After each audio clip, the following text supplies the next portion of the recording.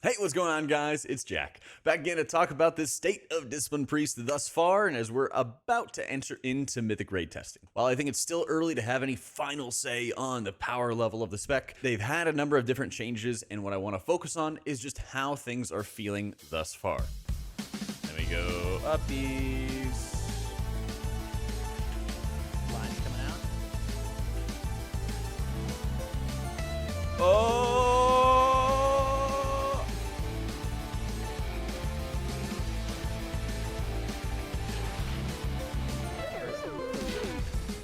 Second. Oh, this was Third. gotta go fast. Spell. One turn.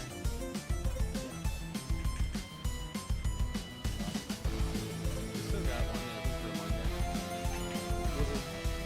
There's just one minute.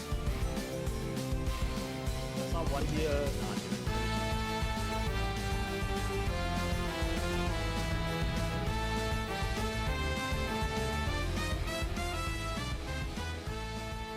Yeah, this is actually a very good disc fight.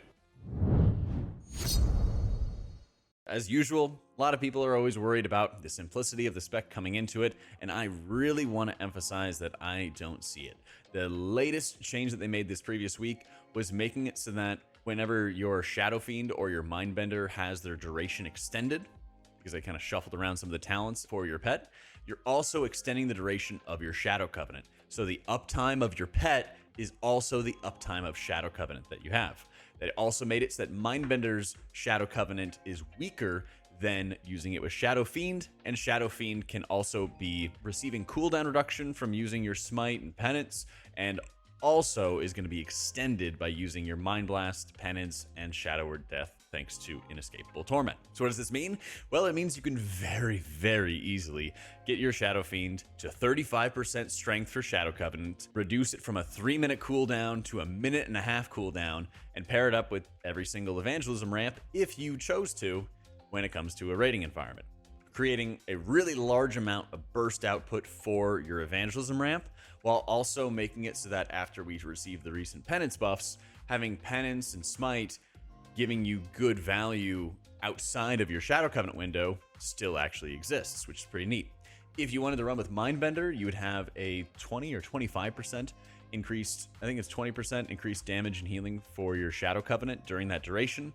And of course, it's a minute cooldown, which has a lot of cooldown reduction. And so you'd be able to use it, every 30 or 40 seconds, depending on how much cooldown reduction that you get on hand. This is super important because it allows you to be kind of flexible between when your ramp sequences are going out and when you want to be able to have your Shadow Covenant buff. Personally, from what I've seen thus far in the raid, it seems like, and again, we've only done Heroic, we haven't done Mythic, you would run with more Shadow Fiend and then be able to have like larger, chunkier ramps available at those precise moments in time, because there is a really good amount of burst and there's a number of like heal absorb type effects, kind of similar to what we had out of her shock. So I think that could be a really good way of maximizing the effectiveness of the spec.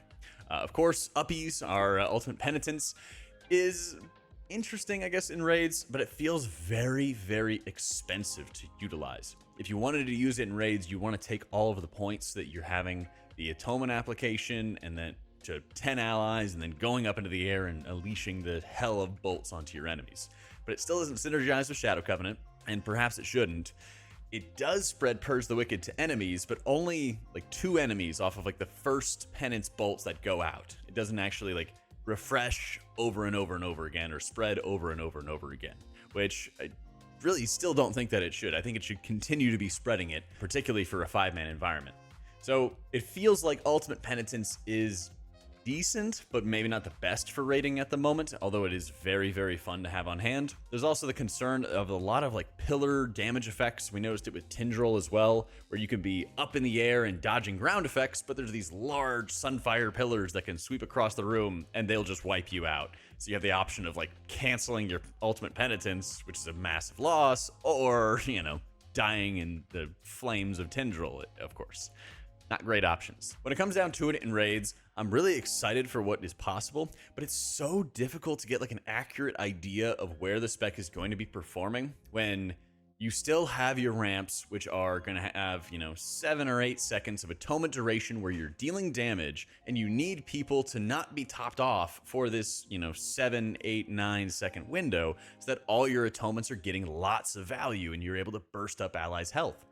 The challenge is people were not staying low for that long in Aberrus. You were kind of going up and down, up and down, up and down. And I don't really know if we're going to get any sort of big difference. I have a couple theories, and that's probably going to be its own video as well because of the ballooned eye level, because of some of the changes that they're making to how much gear that you're also getting, and some of the nerfs they're making to the healers to potentially make you scale less powerfully going into the next raid tier. We'll see. But that's a lot to hinge some assumptions on because we haven't seen it on Mythic, we haven't seen it at max gear, and the fights thus far have been, 50, 60% overheal by all the healers across the board, which does often happen when you're in Heroic. So I'm excited for where Disc is headed in a raid environment. It still needs some serious polish when it comes to some of the talents, notably Twilight Equilibrium, Expiation, and Harsh Discipline. All feel pretty mediocre or terrible at this point, and I particularly want to see some changes to Harsh Discipline because we're already going to be in like turret mode, statue mode, where we're going to be casting those smites anyway, and so I think reverting Harsh Discipline would be a really good change, especially for the synergy it has with Train of Thought, so you can get more penance cooldown reduction while you're farming up better bolts. That would also give you more cooldown reduction to get better value out of Ultimate Penitence. It would give you more bolts, which is giving you more value for Wheel and Woe. There's a lot of value, of course, in making Harsh Discipline going back to where it was previously, both for raids and Mythic Plus. Speaking of the latter, Mythic Plus, the spec is, oh my gosh, it's a statue.